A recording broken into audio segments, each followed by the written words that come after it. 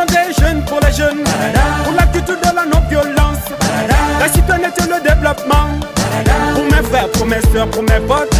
Une émission des jeunes pour les jeunes, pour la culture de la non-violence, la citoyenneté et le développement, pour mes frères, pour mes soeurs, pour mes potes. Barada pour des jeunes, Barada avec les jeunes, Barada couleur jeune, émission couleur jeune, Barada. Ce programme est de Search for Common Ground avec un appui financier de l'USAID. Chers amis jeunes, mesdames et messieurs, bienvenue dans Barada, la plus jeune des émissions en Guinée. Cette semaine, votre mag aux couleurs jeunes s'intéresse à la Guinée forestière. De nombreux ressortissants des localités de cette partie de la Guinée se disent choqués par les violences qui ont caractérisé cette zone ces dernières années. C'est pourquoi certains parmi eux ont souvent entrepris des actions pour faire de cette région un havre de paix. Parmi ces efforts fournis, on note plusieurs conférences de presse qui invitent les populations de la forêt à faire la paix. Pour mieux aborder ce sujet lié aux conflits violents en Guinée forestière, l'équipe de votre magazine Barada a rencontré Benjamin Mondekeno, un jeune ressortissant de la zone. Il nous livre ses sentiments. Suivez. Benjamin Mondekeno, je suis ressortissant de la forêt précisément de Guékédou.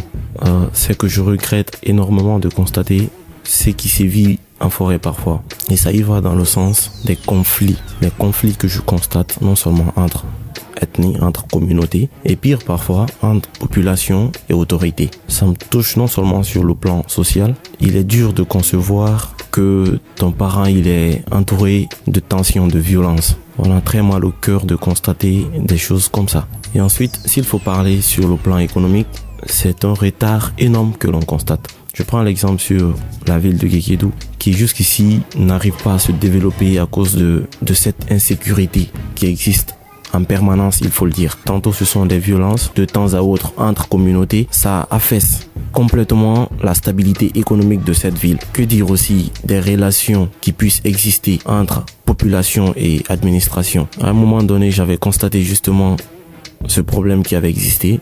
Disons, toute une population qui se révolte contre la première autorité de la place. C'était dur à concevoir.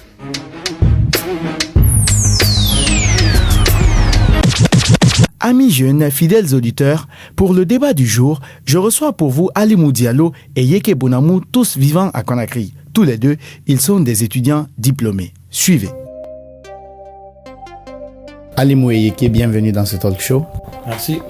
Vous avez tous les deux écouté ce témoignage de Benjamin. Je commence par toi, Alimou. Quelle est ta réaction? C'est vraiment déplorable qu'à chaque fois qu'on parle de votre région, qu'on parle de vos parents, on parle du côté négatif. On dirait que c'est la seule chose qui existe, c'est touchant. Je pense que c'est regrettable et je pense que c'est une chose qui doit être vraiment revue par les autorités. Voilà. Yeke, toi tu es de la zone forestière.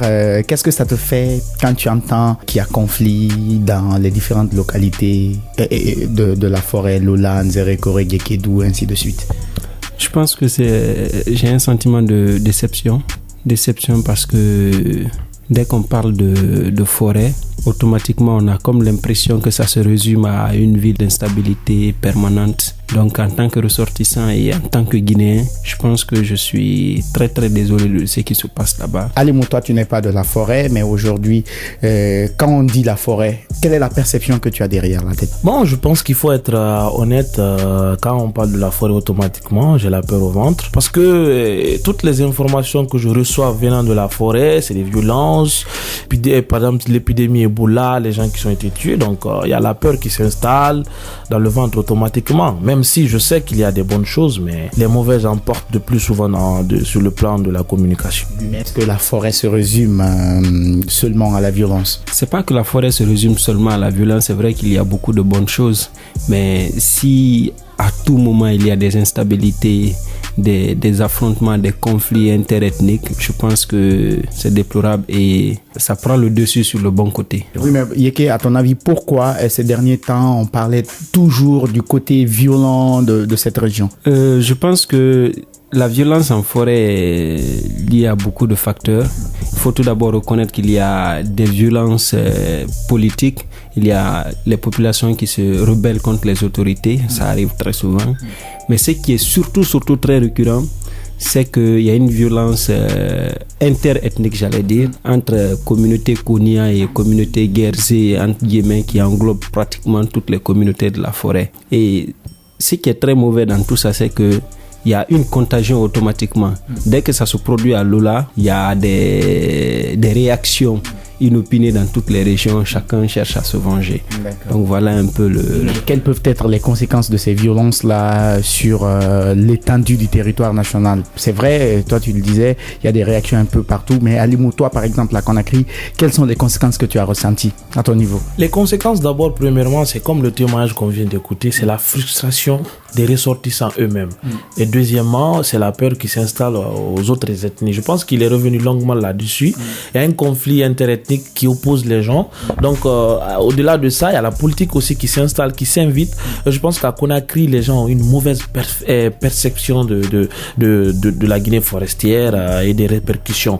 Je pense que cette communauté doit se lever pour vraiment redonner une belle image, une bonne image à leur localité. En quoi faisant?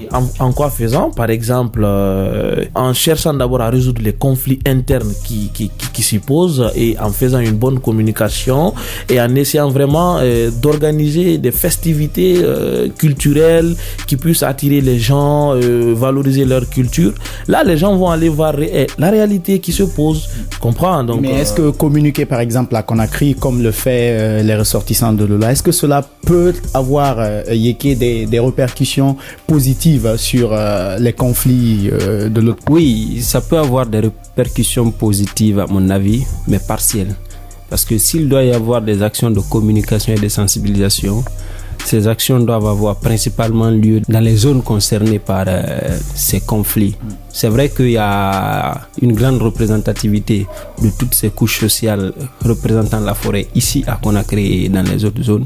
On peut faire une action de sensibilisation ici pour que les habitants, les ressortissants de la forêt vivant à Conakry puissent faire des actions dans leurs zones respectives. Mais en même temps, il faut joindre à ces actions d'autres actions de sensibilisation sur le terrain même, parce que c'est là où les événements se passent. Donc il est important de sensibiliser, de communiquer surtout dans ces zones. On est dans une émission de jeunes. Quel peut être l'apport de la jeunesse dans ces différentes activités? Je pense que l'apport de la jeunesse est un apport de premier plan. D'abord, il faut le reconnaître, parce que quand on parle de violence, dans la plupart des cas, ce sont les jeunes qui sont au devant de la scène. Les vieux, les vieilles sont à la maison et incitent leurs enfants jeunes à aller, n'est-ce pas, combattre entre guillemets l'autre ethnie. En clair, leur action peut d'abord se résumer à des sensibilisations pour qu'ils prennent conscience, n'est-ce pas, des enjeux de la paix, de la stabilité de la forêt.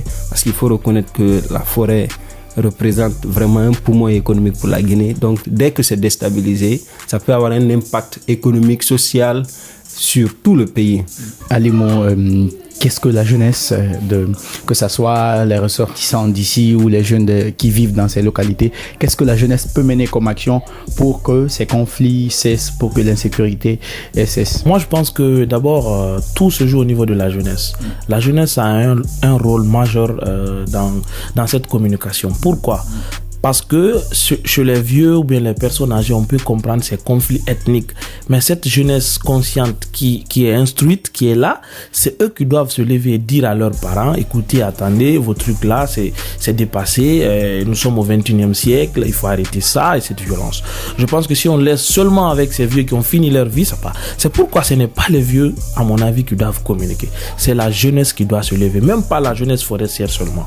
La jeunesse de la Moyenne Guinée, de la Haute Guinée, de Conakry peuvent se joindre à eux, organiser des festivités, des activités pour que les gens comprennent, oui, ensemble nous pouvons. Si la jeunesse elle est forte, les vieilles personnes ne feront qu'obéir. Et je pense que personne d'autre ne peut faire cela que cette jeunesse. Pour que les gens puissent réellement comprendre qu'en forêt, il y a des bonnes choses, il y a telle chose. Merci Yeke et Alimou d'être des nôtres dans cette émission. Merci. Chers auditeurs, mesdames et messieurs, amis jeunes de la team de 124, nous sommes dans la dernière rubrique de cette émission de la semaine. Doro Traoré, président des jeunes ressortissants de Lola vivant à Conakry, est notre invité. Après l'analyse du sujet du jour, il nous explique quelques actions menées par sa structure pour préserver la paix en Guinée forestière. Je vous propose de l'écouter dans l'avis de l'expert. Monsieur Traoré, merci d'avoir accepté notre invitation. Merci beaucoup. Quelle analyse pouvons-nous faire aujourd'hui de la situation conflictuelle en Guinée forestière? Aujourd'hui, il faut se dire vrai que l'insécurité gangrène au niveau de notre communauté, au niveau de la forêt. Donc il faudrait que nous, en tant que jeunes, nous prenions l'initiative d'accompagner tout le monde à ce qui le concerne pour que nous pouvons vivre en sécurité, parce que sans la sécurité, nous ne pouvons pas vivre en paix. Bon, ces insécurités s'expliquent par rapport à la gouvernance de notre pays, soit par rapport à la pauvreté qui gangrène, c'est ce qui d'ailleurs... Cette insécurité, la plupart est liée à la pauvreté. Pour quelqu'un qui n'est pas de la forêt, lorsqu'on dit région forestière, la personne pense automatiquement à la violence. Est-ce que la forêt se résume qu'à la violence? Non, non. Quand vous prenez un peu les 4 régions naturelles, pour ne pas se flatter, vous allez constater que les forestiers sont les plus patients. Mais nous sommes vraiment aujourd'hui surpris que toutes ces exactions se fassent au niveau de notre communauté. Sinon, le forestier est quelqu'un qui est trop patient. Et qu'est-ce que vous faites justement aujourd'hui, vous en tant que représentant de la jeunesse, pour préserver la paix dans cette région? C'est pourquoi j'ai demandé aujourd'hui une conférence de presse, essayer d'édifier un peu la situation qui prévaut aujourd'hui dans ma communauté. Je voudrais que chacun, à ce qui le concerne, puisse se battre pour que la paix règne au niveau de notre communauté et laisser un peu favoriser l'optimisme au niveau de la jeunesse de notre communauté. Si aujourd'hui nos aînés n'ont pas compris que c'est dans la paix, dans la quiétude sociale que même les sociétés qui doivent investir au sein de notre communauté peuvent avoir accès, il faut qu'on l'explique effectivement à la jeunesse que sans la paix, nous ne pouvons pas accéder aujourd'hui à un développement harmonieux. Au-delà de cette conférence, avez-vous mené d'autres actions? Au-delà de cette conférence, on a mené d'autres actions. Nous avons pris l'initiative d'aller rencontrer avec notre député l'uninominal qui a pris le devant pour aller rencontrer le ministre de la Justice et veut rencontrer le ministre de l'administration du territoire pour que chacun, à ce qui le concerne, puisse mettre son grain de sel, parce que la paix n'a pas de prix. On parle aujourd'hui de pauvreté, mais quelqu'un qui est pauvre, sans la paix, il ne peut rien avoir. Donc c'est avec la paix que nous pouvons progresser positivement notre communauté. C'est pourquoi je demande aussi à la presse, je demande aussi à la communauté nationale de s'investir au niveau de notre région pour que tout ce que nous avons vécu et tout ce que nous vivons à l'heure là soit vraiment une histoire et que nous regardons un peu à l'avant, voir un peu l'initiative que les autres prennent pour progresser. C'est un cri de cœur que je demande à toute la population forestière qui comprenne aujourd'hui que nous devons aller en rang serré. Merci M. Traoré.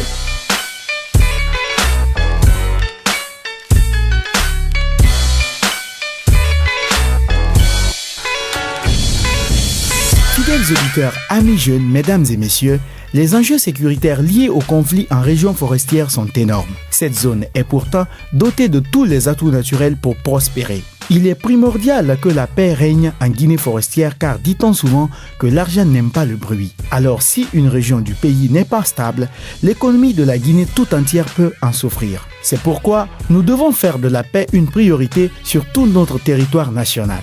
Chers amis, c'est sur ces mots que l'équipe de Barada vous donne rendez-vous la semaine prochaine pour une autre émission aux couleurs jeunes, fait par les jeunes et pour les jeunes.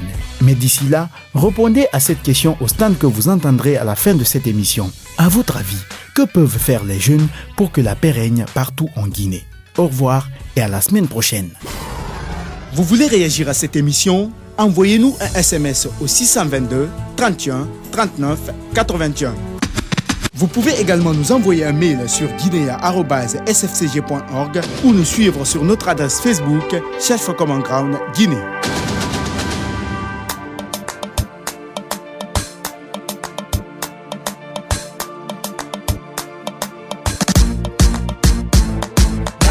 Une émission des jeunes pour les jeunes, pour la culture de la non-violence, la citoyenneté et le développement, pour mes frères, pour mes soeurs, pour mes potes.